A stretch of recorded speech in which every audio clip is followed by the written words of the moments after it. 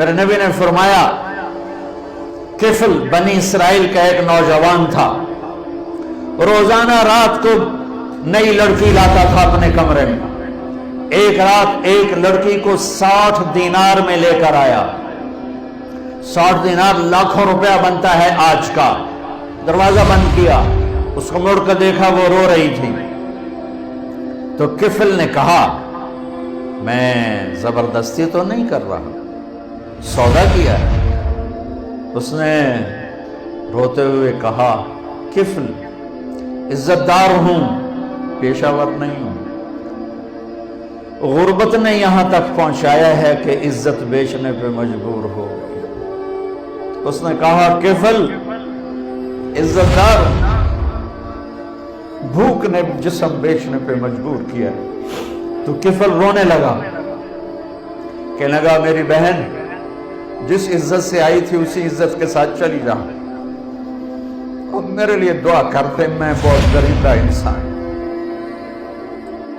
اور جو تجھے پیسے دی بہت بڑی رقم تھی، لے جا تجھے ہدیہ ہے۔ جب صبح ہوئی وہ گھر پہنچی، کفل مر گیا، اچانک مر گیا، اور یہ اتنا گندا انسان تھا کہ کل اس کی میت کو دیکھ کر کوئی اسے کندھا دینے نہ آتا، کوئی اس کا جنازہ پڑھنے نہ آتا۔ کفل کے پیچھے تو موسیٰ علیہ السلام ہیں، میرے آپ کے پیچھے تو محمد مصطفیٰ ہیں۔ صبح ہوئی وہ توبہ کر کے مرا، اس کی توبہ کی عمر 10 منٹ 15 منٹ، آدھا گھنٹہ، 1 گھنٹہ، 2 گھنٹے میکسیمم۔ ساری زندگی گناہوں کی تاریک رات ہے، رواں رواں داغدار ہے، اور آدھے گھنٹے کی 1 گھنٹے کی توبہ ہے۔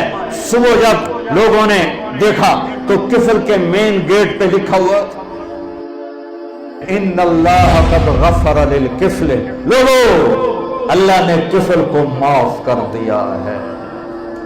یہ کیوں لکھوایا تھا؟ یہ اس لیے لکھوایا تھا کہ ہم کفل کو معاف کر چکے ہیں، جاؤ اس کے غسل میں، دفن میں، جنازے میں شرکت کرو، عزت کے ساتھ ہمارے پاس پہنچاؤ۔ یہ میرا اللہ ہے، یہ میرا اللہ ہے، یہ میرا اللہ ہے، رحیم و کریم و رحمان۔